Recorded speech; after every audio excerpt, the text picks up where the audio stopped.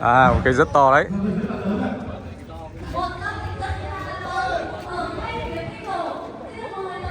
Vừa đấy nhỏ rồi bây giờ đến cây to.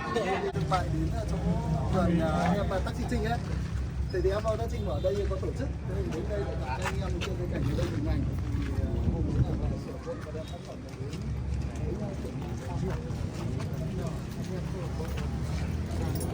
đến. Mặt sau. Từ rụt rịt kinh.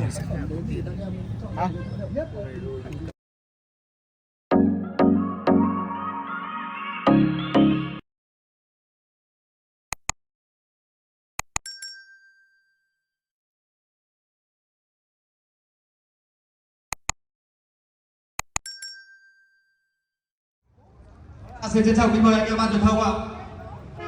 Anh em cầm mic kìa em ạ. Sáng có tới em kia. Ra ngắm nốt cái tác phẩm bên phía Vâng, chuẩn bị lại có cánh phải. Vâng, xin trân trọng kính mời anh em ban truyền thông. Anh Sáng có rồi nhỉ? Đâu, đây này.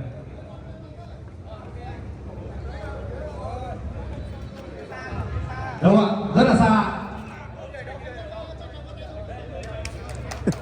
Mic tới không anh em này? Mic tới anh em.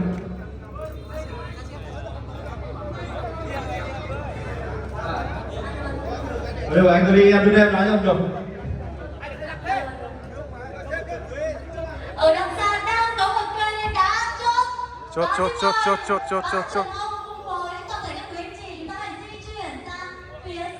Cứ chạy liên tục này. Để chiêm ngưỡng một tác phẩm nghệ thuật đã được chốt xong ạ. Thế thì mời toàn thể quý vị. Vâng, xin được trân trọng kính mời tất cả quý vị cũng như anh chị em nhân dân chúng ta cùng nhau hướng về phía cây cầu. Cây cầu ạ. À, một cây rất to đấy.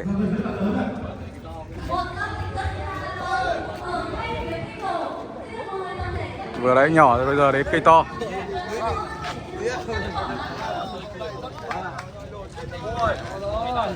Alo. Ôi rồi cây to quá. Một trong những cây to nhất đây rồi. Vâng. Để không biết là rồi đừng có nhiều. Bây giờ giới thiệu là ai là mất tiền, ai được tiền ạ? Đây mất tiền là anh Thắng Mến là mất tiền và ai được tiền và anh Sáng được tiền. Thật ra thì đến với Tam Hiệp này là nó là một cái duyên rất là bất ngờ. Sau khi cái đoàn hiệp hội thương mại đến chỗ vườn em taxi Trinh ấy, thì em vào taxi ở đây có tổ chức. Thế thì đến đây để anh em chơi cái cảnh ở đây hình ảnh. Mong muốn là sửa chữa và đem tác phẩm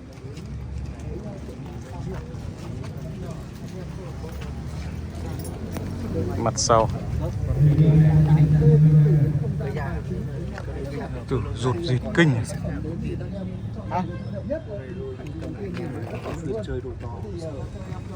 Riêng con Tử đã có tiền trăm rồi đó.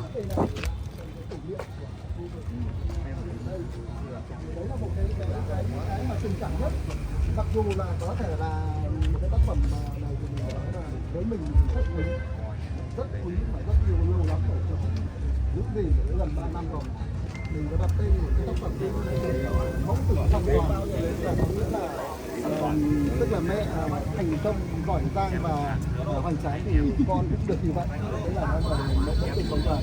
Hôm nay thì được thành viên của trong câu lạc bộ Tam Hiệp có Nhã Ý và hai anh em đã bàn bạc nhau trong vòng có một ít phút thôi thì quyết định nhà vườn Thăng Mến thuộc tỉnh Bình Thuận để khu đất tổ để chuyển nhượng lại cái cây này cho chị em tại xã Ninh Hiệp. Tam Hiệp. Xin mời chào con tay ạ.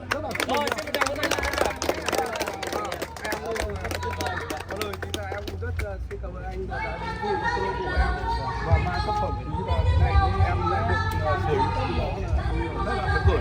Tôi em cũng không biết nói gì và xin rất cảm ơn anh. Vâng. Nhưng mà anh cũng phải giới thiệu cái người mà bị mất tiền cũng phải giới thiệu đi. Bởi vì em tên là Sáng. Vâng.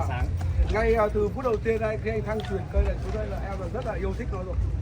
Và rất là phấn khởi và yêu ngay từ cái nhìn đầu tiên. một phút đàm phán thôi là hai mấy thằng. Thằng Mến là mất cây cho ánh sáng. Hello.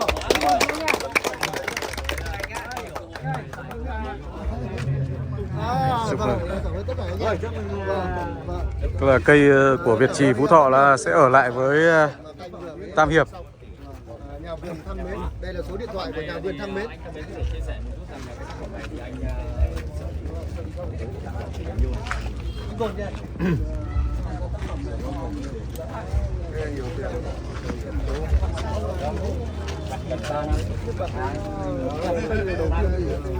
Xuất phát là từ quê hương của mình, quê hương Thái Bình.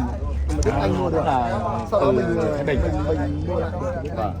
Vậy là anh cũng là một người có duyên. Mình cũng rất tâm huyết trong 3 năm rồi đấy. Quý vị thấy sao?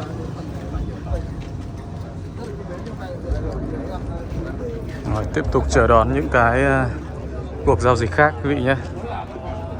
Đang chạy từ khu vực bonsai mini về chạy luôn sang khu vực cây to. Không gian trưng bày còn khá là rộng quý vị nhé.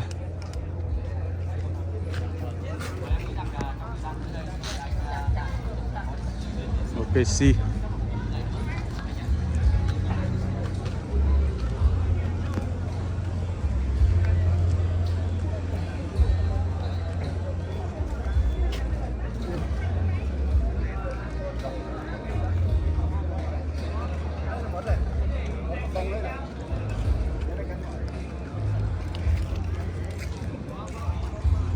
Xem khu vực bên phía hơi rìa một chút xem có những cái tác phẩm nào mà mình thấy nó xúc động không. Cây này là cây gì đây? Nhìn từ xa đang chưa nhận ra. Cây tử đằng quý vị ạ. Rồi, cái hoa tử đằng cũng có lẽ là hoa tử đằng thì nhiều, nhưng mà để chơi bonsai là có cái hệ gốc bệ như thân như này thì chắc là không có nhiều.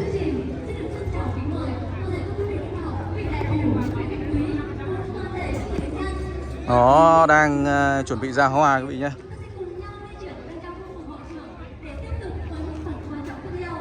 Đang chuẩn bị ra hoa quý vị đây.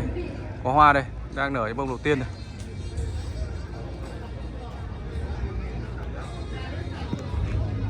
Có lẽ nó là tử thần thân gỗ gì đấy.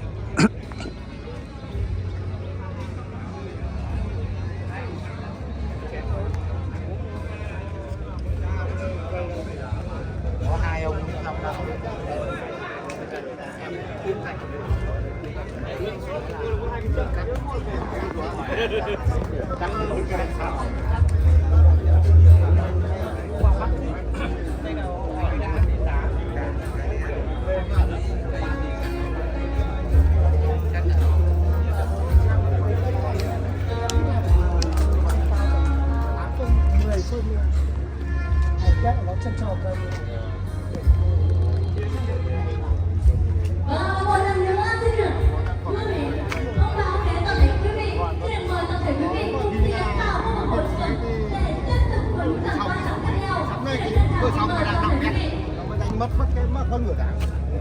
Cây này là cây mình cũng theo dõi khá là lâu rồi, vẫn còn đang tạo tác thêm của em Cường. Cái phần này thì mình thích nó thoát lên một chút nữa quý vị nhỉ.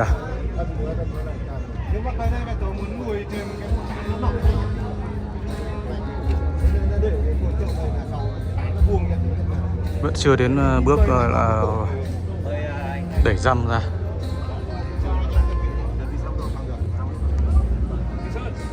Cân nhắc làm thế nào? Còn nhắn video của bạn Cho giá chuẩn và cho giá chuẩn nhỉ? Và cho giá chuẩn. Luôn đi. Nó sẽ để mà cả nhiều. Không phải mặc cả nữa, cho đây đúng 160, không mặc cả. Dưới này rồi. Chuẩn đen luôn. Kia đâu nằm kia nhá. Thằng Hùng nó dành 120.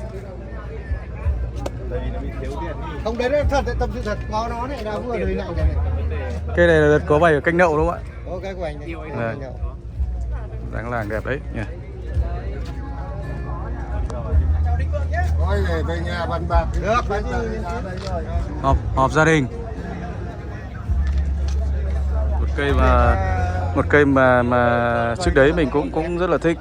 Đấy, có điều hơi bị xém một tí kìa.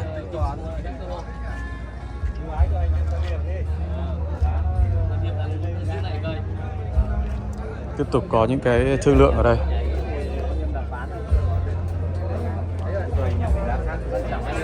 Cây cái đã. Anh em đạo vào đây là đều thích cây đó. Chỗ không thích cây thì chỗ thì đường lộ xong rồi vào liên hoan. Chưa.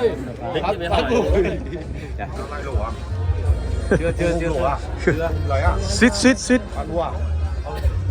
Đang được trông ngòi rồi nhưng mà không biết là cơn lộ thành Mấy nửa còn chưa bằng. anh em đã không phải Xong lên tôi. không sợ trời đó. Anh em cái này sẽ dùng những cái phòng Lên. hai người đây căng đùi người không bao giờ sợ. Anh công nhận là mình cứ xông lên đi đúng không? Lên người thì đẩy xong lên thì lùi xuống. Nếu mà hôm mà không đẩy thì lại xông lên mạnh lắm. Rất sạch sẽ. Thiếu đâu mà bạn tiếp đạn cho cái đấy. Mua thì còn mua cái gì nữa chứ đúng không? Thần cổ như thế này, oxy, trần móng nhũn. Quan trọng là con số chắc là chị. Ban tổ chức xin được trân trọng thông báo. Thanh Hóa. Cái này cũng lạc đạn nhá. Nhẹ đây. Nặng thì mấy phải bối rối thế chứ.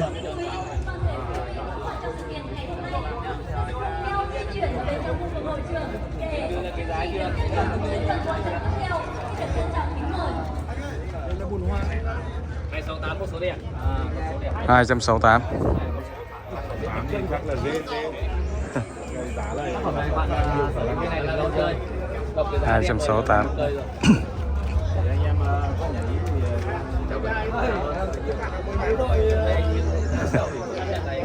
tác phẩm này đẹp. Nghe có vẻ ấy rồi nhưng mà Khách đã ra đòn phát hàng chưa anh? ra đòn này Chưa tới à? Cách có xa nữa không?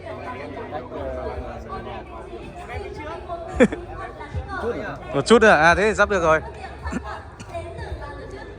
Thế thì dễ ở lại với Tam Hiệp lắm.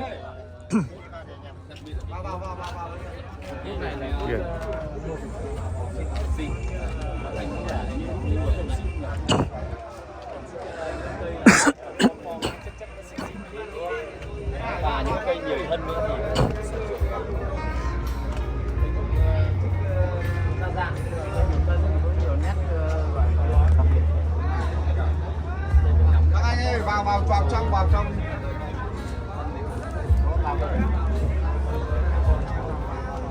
nhiều hơn thì có nhiều cái để làm nhiều điều kiện. Không chịu đi.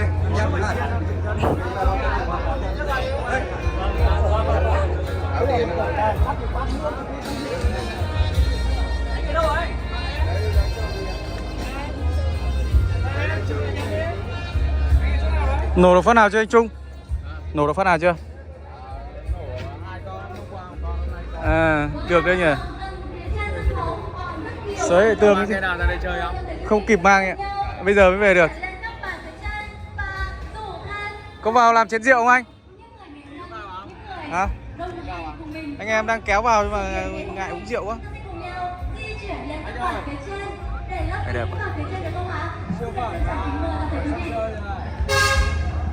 Vượng bây giờ nhiều cái đẹp phết ấy nhỉ.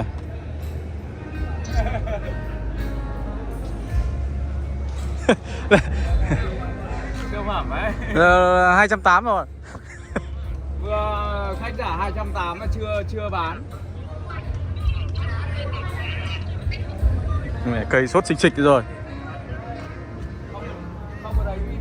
Mấy cây đấy mới ở ngoài chợ. Không có thằng ấy mà. Nguyễn Minh Hải. Có thằng Hải ấy, hôm vẫn thằng đấy. Vẫn thằng đấy, chưa qua.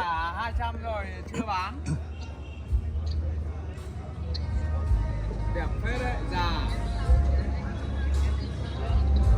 Em mang cây đi bán mà. Chở có 3 cây, 4 cây đi bán được 2 cây rồi.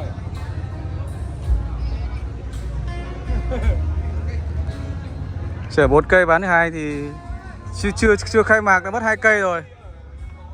Tươm đấy nhỉ.